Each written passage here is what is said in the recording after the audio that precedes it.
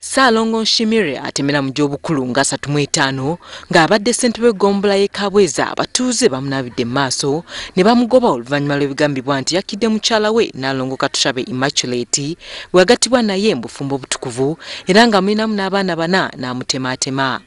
Okusinziira ku batuuze, Nshimire okutuuka okutta Nnalongo baludde nga balina ensonga ezibayombya wabula ng'abakulembeze babatereeza ne baddayo okutuusa luno lwe baalimye omwami n'atta omukyala. Koza kana kajja ne kayita ono neiba n'agenda wali n'abagamba nti omukazi bamuli bubi kati mpo bali ne bagamba mbumwe baketunabira bancha information tukagitungire konka poliisi eyo n'abantu ko behore baragamba bajja munagize kiyamwisire.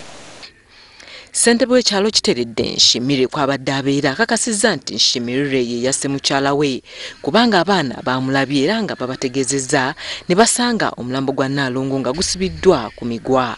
Polisi yakyegegwe takatya kutondooza ogw'omwozi okweyahereza eyarugamu omuntu Nshimire yaza heeru twagira bamutwala omu irwariro baze kumukebera turebe yabatebeekiini bakugira ngu nabasobondi kubategwa bamusigire bamuteera karifomu. Kyokka Ssalongo Nshimire gwe tusanze ku poliisi ekyegwegwa ategeezezza nga waliwo abantu ababayingiridde ne babasiba ku migwa ne babayiira akamulali olw'omukyala ne bamutta.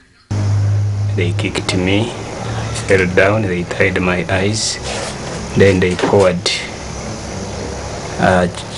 something like pepper, which choked me and I lost consciousness.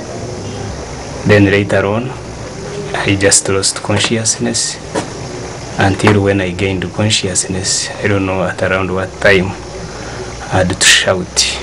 Poliisi yatandise dde okunoonyereza ku ttemu lino era ng'adumira poliisi ekyegegwa agamba nti waliwo obubonero bungi obulaga nti Nshimire alina kyamanyi ku kufa kwa mukazi we.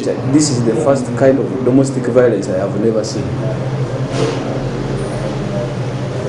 It is the first one and the worst of all. Because killing a spouse was a dangerous, in fact, situation in which they had landed.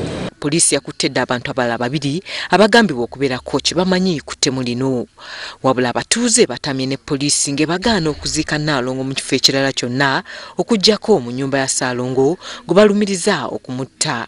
Ssentebe w'ekyalo Tumwembereddewo asazeewo okusigaza bamulekwa abataliiko kati ayasidira.